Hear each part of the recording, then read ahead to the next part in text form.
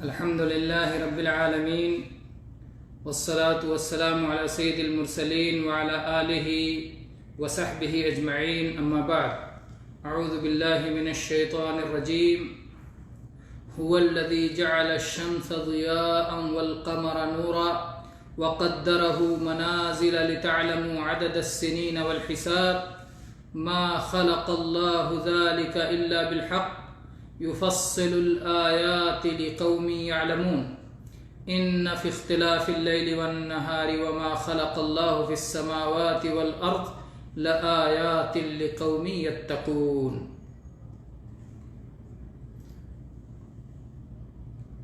گرامی قدر سامعین و حاضرین و مشاہدین و منتفعین و منتفعات و مشاہدات و سامعات و حاضرات، سورہ یونس کی آیت نمبر 5 اور آیت نمبر 6 ابھی آپ کے سامنے تلاوت کی گئی، جس میں اللہ تبارک و تعالیٰ نے اپنی بعض آیات، اپنی بعض مخلوقات اور اپنی بعض مظاہر قدرت کا ذکر فرمایا ہے۔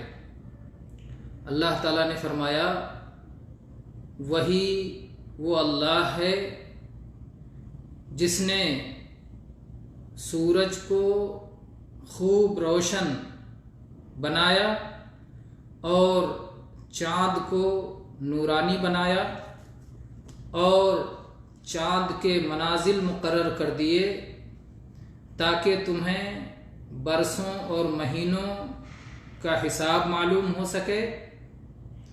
اللہ تبارک و تعالیٰ نے ان چیزوں کو حق کے ساتھ ہی پیدا کیا ہے، ناحق اور بلا وجہ نہیں پیدا فرمایا ہے۔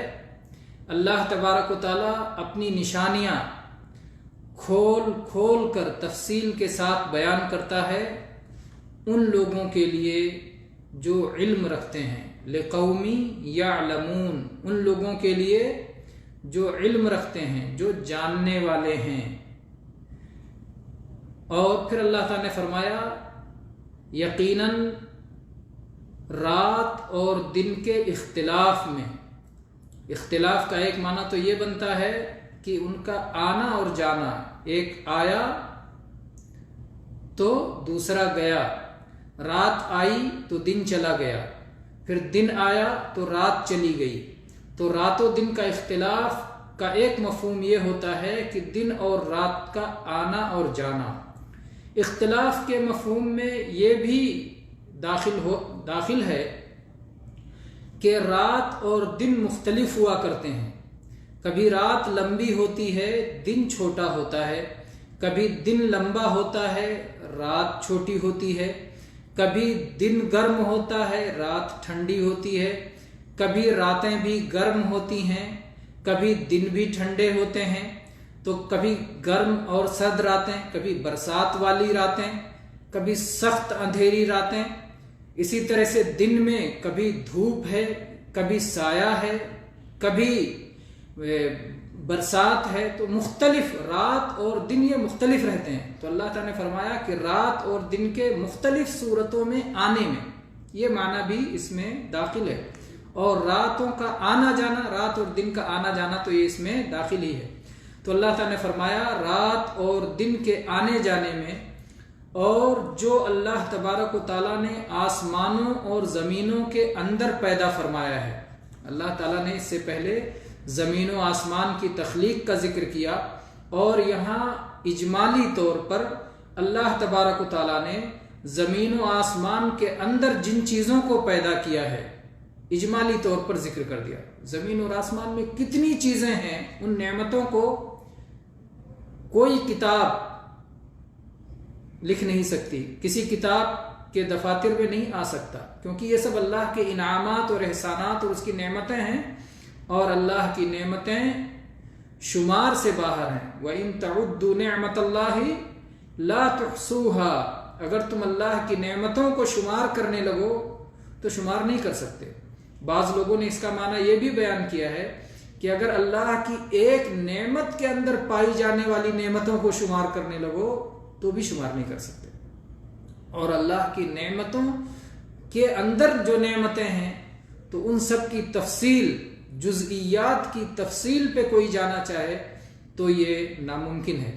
تو بہرحال اللہ تعالیٰ نے بہت ہی مختصر طور پر اشارہ کیا کہ ہر کوئی اپنی سمجھ کے اعتبار سے، اپنے فہم کے اعتبار سے، اپنے ثقافت کے اعتبار سے وہ غور و فکر کرے کہ زمین و آسمانوں کے اندر اللہ کی جو مخلوقات ہیں، جو بڑی مخلوقات ہیں، جو چھوٹی مخلوقات ہیں، جو بالائی مخلوقات ہیں، جو زیری مخلوقات ہیں، زمین کے اندر کی جو ہیں، زمین کے اوپر کی جو ہیں، زمین و آسمان کے بیچ کے اندر ہیں، حجم اور سائز کے الگ الگ اختلاف کے اعتبار سے، ان کے اپنی افادیت کے اعتبار سے، ان کے اپنے انسان کے لیے نفع و ضرر کے اعتبار سے، یا مختلف اعتبارات سے اللہ تعالیٰ نے اس کائنات میں جو کچھ پیدا فرمایا ہے، زمین و آسمان کے اندر جو کچھ اللہ تعالیٰ نے پیدا فرمایا ہے، ان سب میں کیا ہے؟ اللہ نے فرمایا لآیات، یہ سب آیتیں ہیں، یہ سب نشانیاں ہیں. جب ہم قرآن پاک میں جب آیت کا لفظ آتا ہے تو آیت کا لفظ دو معنی کے لیے آتا ہے. ایک آیت شرعی یا آیت قرآنی. قرآنی آیت بھی نشانی ہے، یہ اللہ کے رب اور معبود ہونے کی نشانی ہے، اور اس کے علاوہ جس چیز پر اور دلالت کرتی ہے اس کی نشانی ہے. تو یہ آیات ہیں، آیات شرعیہ یا آیات قرآنیہ.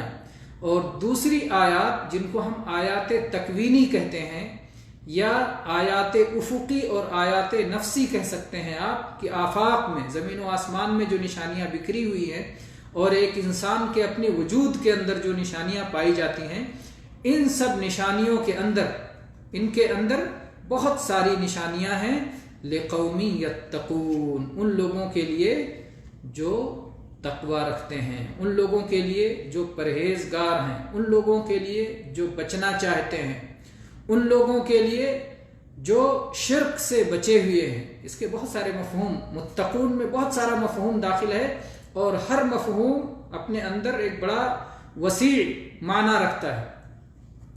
تو اللہ تعالیٰ نے اس پہلی آیت میں، 5ویں آیت میں کہا لقوم یعلمون، اس میں نشانی ہے. آیات لقوم یعلمون، یہ نشانی ہے علم والوں کے لیے، اور پھر اللہ نے کہا نشانی ہے تقوی والوں کے لیے. کیوں؟ اللہ تعالیٰ نے دو صفت بتائی کہ نشانی ان دو لوگوں کے لیے، ایک وہ لوگ جن کے اندر علم ہے، دوسرے وہ لوگ جن کے اندر تقوی ہے. کیونکہ علم ہی ایسی چیز ہے جو انسان کو یہ سکھاتی ہے کہ دلیل کیا ہے اور مدلول کیا ہے، استنباط کیسے کیا جائے گا، کسی چیز کو سمجھا کیسے جائے گا. جو علم آ گیا اس علم کے ذریعے نامعلوم کو کیسے معلوم کیا جائے گا. تو علم ہی انسان کو ان نشانیوں سے فائدہ پہنچانے والی اساسی چیز ہے. تو اللہ تعالیٰ نے پہلی صفت بتائی کہ اگر ان کے اندر علم ہے تو اس علم کی بنیاد پر ان دلائل کو اور ان نشانیوں کو وہ سمجھ سکتے ہیں. اور پھر اللہ تعالیٰ نے بتایا اور جن کے اندر تقوی ہے، پرہیزگاری ہے، بچنا چاہتے ہیں، تو یہ پرہیزگاری، یہ بچنے کی خوبی، یہ ان کے اندر نیکیاں کرنے کی تڑپ اور برائیوں سے بچنے کی تڑپ پیدا کرے گی. اگر ان کے اندر تقوی اور پرہیزگاری نہیں ہے، اگر وہ بچنے کی خواہش نہیں رکھتے، اپنے آپ کو جو ہے مصیبتوں سے دور رکھنے کی اور غلط کاری سے بچنے کی تڑپ ان کے اندر نہیں ہے، تو پھر وہ ان دلائل سے فائدہ نہیں اٹھا سکتے. اور عبداللہ ابن عباس رضی اللہ عنہ کی تفسیر میں ہے کہ جو شرک سے بچتے ہیں وہ ان دلائل سے فائدہ اٹھائیں گے. کیوں؟ اس لیے کہ جب انسان شرک میں مبتلا ہوتا ہے تو یہ جو نشانیاں ہیں، بجائے اس کے کہ انہیں یہ نشانی سمجھے، انہیں معبود سمجھ لیتا ہے. سورج اللہ کی نشانی ہے، سورج ہی کو معبود سمجھ کے اس کی عبادت کرنے لگتا ہے، بجائے اس کے کہ اپنے آپ کو یا اپنے جیسے کسی انسان کو اللہ کی مخلوق مانے اور اس کے اندر اللہ کی نشانیاں تلاش کرے، وہ اس کو معبود مان کے اسی کی عبادت میں لگ جاتا ہے.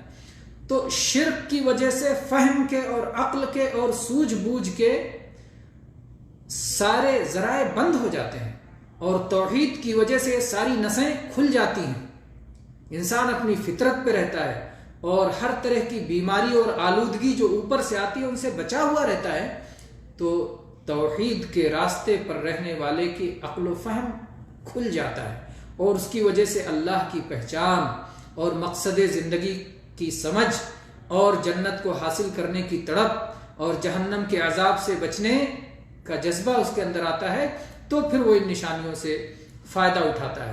تو یہ اللہ تعالیٰ نے فرمایا کہ ان نشانیوں سے فائدہ اٹھانے کون لوگ ہیں جو ان نشانیوں سے فائدہ اٹھائیں گے؟ جو علم والے ہیں اور تقوی والے ہیں، جو جانکاری رکھتے ہیں، صحیح جانکاری، صحیح علم، اور جو اس علم سے فائدہ اٹھانے کی خواہش رکھتے ہیں، جو مصیبتوں سے اپنے آپ کو بچانا چاہتے ہیں، پرہیز کرنا چاہتے ہیں، غلط سے پرہیز کرنا چاہتے ہیں اور بچنا چاہتے ہیں۔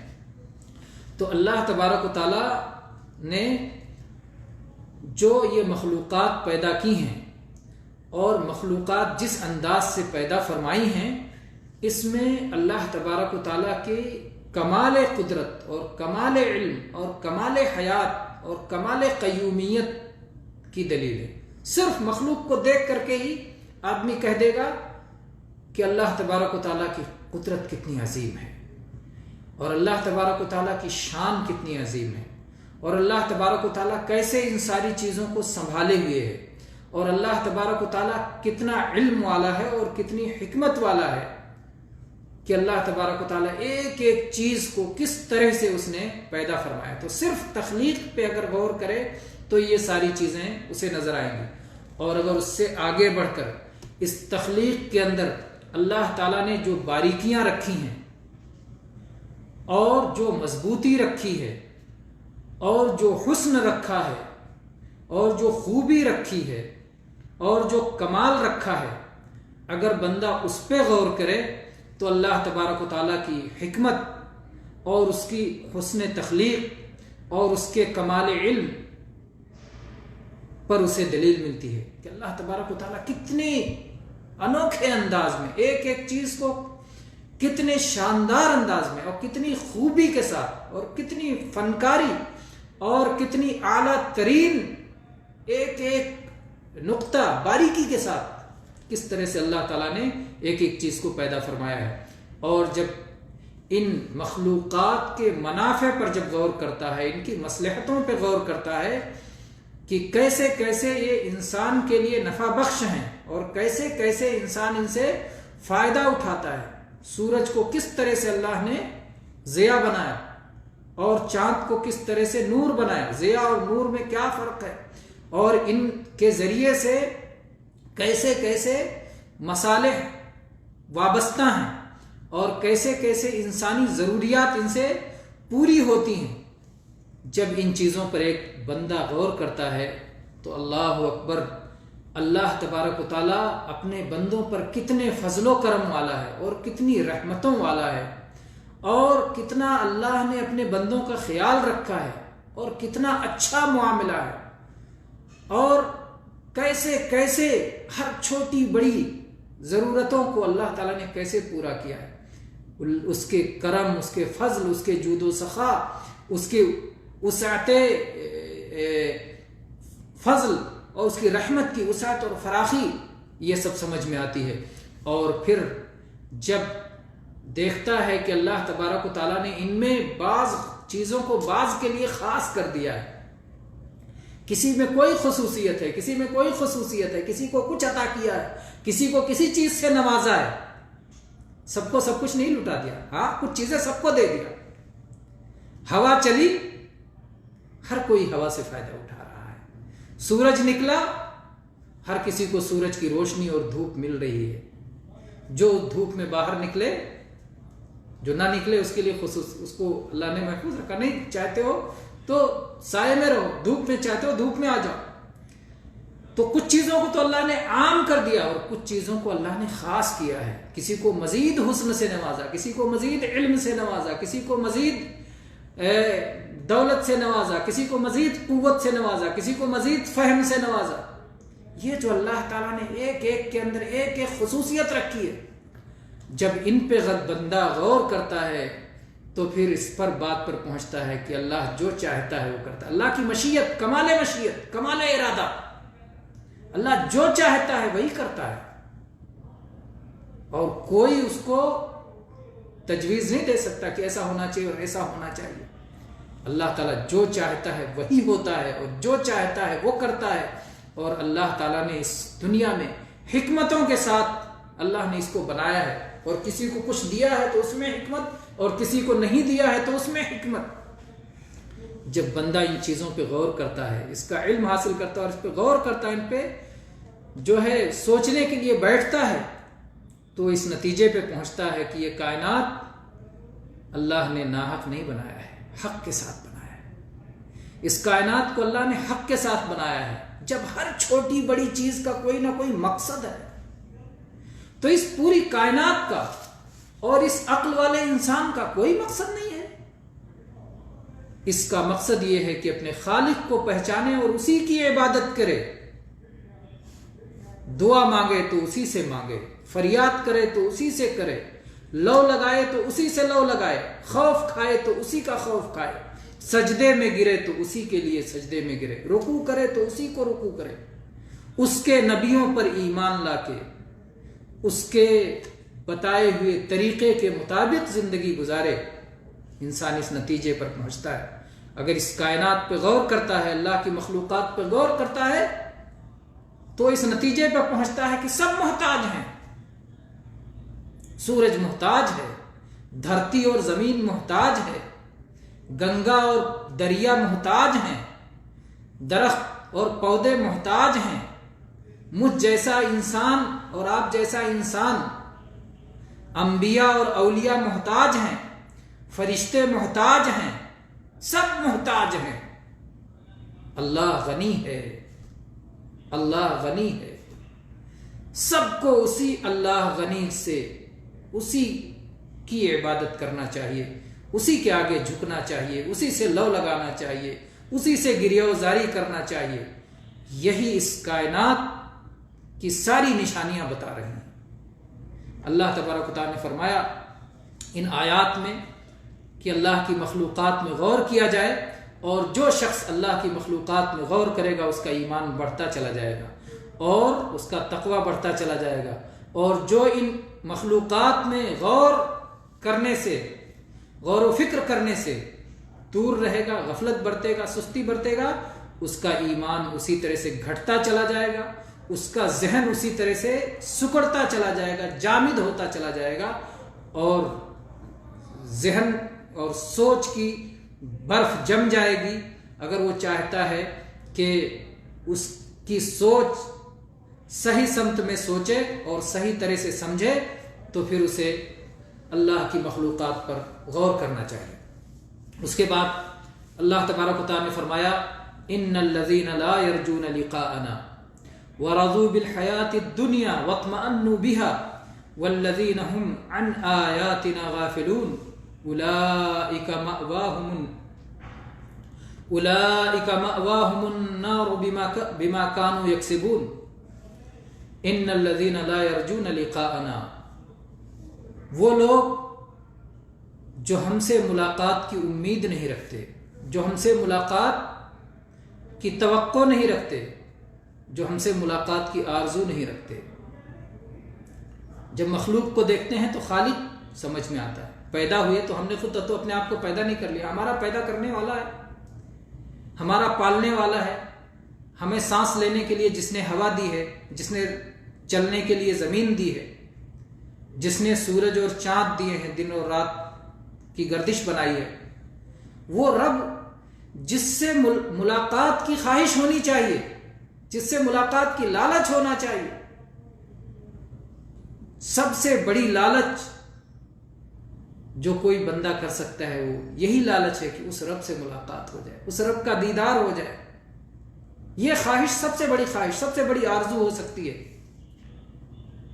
لیکن بدنصیب ہیں جو اپنے خالق سے ملنے کی آرزو تو درکنار، یقین ہی نہیں رکھتے اس خالق پر، ایمان ہی نہیں رکھتے. یہ بھی نہیں مانتے کہ مرنے کے بعد اس کے سامنے حاضر ہونا ہے. اس پہ یقین ہی نہیں کرتے.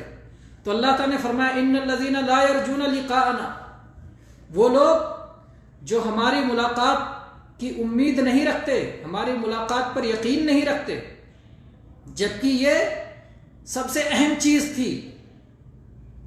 وَرَضُوا بِالْحَيَاةِ الدُّنْيَا، اور یہی دنیا کی معمولی زندگی پہ راضی ہو گئے ہیں. میں تو ان کو اور دینے والا ہوں، یہ تو تھوڑا سا دیا ہے ابھی، یہ دنیا میں تو تھوڑا سا دیا ہے، اسی پہ راضی ہو گئے. وَاطْمَأَنُّوا بِهَا، اسی پہ قانع ہو گئے، اسی پہ مطمئن ہو گئے. میں نے جو اتنا دیا ہے میں تو اور بہت کچھ عطا کرنے والا ہوں، میں بہت کچھ دینے والا ہوں ان کو. لیکن ان کی بدنصیبی، ان کی آیتوں سے بے رخی، اللہ کی نشانیوں سے بے رخی کہ اس کی وجہ سے آخرت کو بھول گئے، دنیا کے بعد آنے والی زندگی کو بھول گئے. اپنا سارا منتہائے مقصود انہوں نے اسی دنیا کو بنا لیا. ساری بھاگ دوڑ، ساری کوشش، ساری سرگرمی صرف اسی دنیا کی لذتیں، اسی دنیا کی خواہشات کو حاصل کرنے کے لیے. جہاں سے مل جائے، جیسے مل جائے، دولت مل جائے، شہرت مل جائے، نیک نامی مل جائے، لذتیں حاصل ہو جائیں، خواہشات کی تکمیل ہو جائے، اسی دنیا کے لیے. ان کے سارے اعمال و افکار کا محور و مرکز یہی دنیا ہے، یہی دنیا ہے. جب سوچیں گے اسی کے بارے میں، جو کچھ کریں گے اسی کے بارے میں. تو جو لوگ ایسا کر رہے ہیں اور ہماری نشانیوں سے آنکھیں بند کیے ہوئے ہیں، والذین هم عن آیاتنا غافلون، ہماری آیتوں سے غفلت میں پڑے ہوئے ہیں، انہیں یہ نہیں معلوم کہ یہ نشانیاں دکھائی جا رہی ہیں کہ اگلی زندگی ہے، آخرت کی زندگی ہے، پیدا کرنے والے نے ایک مقصد سے پیدا کیا ہے. یہ دنیا تو ایک گزرگاہ ہے، یہاں سے نکل کے جانا ہے وہاں پر، اس پیدا کرنے والے کے سامنے حاضر ہونا ہے. تو جو لوگ ان نشانیوں سے بے رخی اختیار کرتے ہیں، اس رب پر ایمان نہیں لاتے، دنیا کی زندگی پر مطمئن ہو کر ساری بھاگ دوڑ صرف دنیا ہی کے لیے ہے، اللہ کو اور آخرت کو جو بھول چکے ہیں، اللہ نے فرمایا اولئک مأواہم النار بما کانوا یکسبون، یہ وہ لوگ ہیں جن کا ٹھکانہ جہنم ہے، آگ ہے، اس وجہ سے جو کچھ وہ کر رہے ہیں. یہ جو غفلت کر رہے ہیں، جو اعراض کر رہے ہیں، جو یہ کفر کر رہے ہیں، جو یہ شرک کر رہے ہیں، جو یہ بدعمالیاں کر رہے ہیں، جو یہ معصیت کے کام کر رہے ہیں، اس کی وجہ سے ان کو آگ میں ڈالا جائے گا، جہنم میں ڈالا جائے گا. وہ ان کا ٹھکانہ ہوگا جہاں سے وہ نکل نہیں سکتے. جیسے دنیا گزرگاہ ہے کہ دنیا سے آدمی کو نکل جانا ہے. دنیا کی مصیبت تو چند دنوں کی ہے، نعمتیں بھی چند دنوں کی ہیں، دنیا چند روزہ ہے. لیکن اس کے بعد والی جو دنیا ہے، آخرت، وہ چند روزہ نہیں ہے، وہ ٹھکانہ ہے، وہ مأوا ہے، وہ مصیر ہے، وہ انجام ہے. اس انجام کو بھول کر کے جو دنیا میں لگے رہے تو ان کا ٹھکانہ جہنم ہے. یہ اللہ کا اعلان ہے، یہ زمین و آسمان کے پیدا کرنے والے کا پیغام ہے قرآن پاک کہ اپنی نشانیوں کو دیکھو، اپنے اندر کی نشانیوں کو، اپنے باہر کی نشانیوں کو، زمین و آسمان میں پھیلی ہوئی نشانیوں کو دیکھو، اس اللہ پر ایمان لاؤ اور اللہ کے حکم کے مطابق اپنی زندگی گزارو. اللہ تبارک و تعالیٰ نے جب نافرمانوں کا اور ایمان نہ لانے والوں کا اور قرآن پاک اور اللہ کی دوسری آیات سے بے رخی کرنے والوں کا ذکر کیا تو پھر اللہ تبارک و تعالیٰ نے فوراً ہی اہل ایمان کا تذکرہ کیا. ان الذین آمنوا وعملوا الصالحات یہدیہم ربہم بایمانہم تجری من تحتہم الانہار فی جنات النعیم.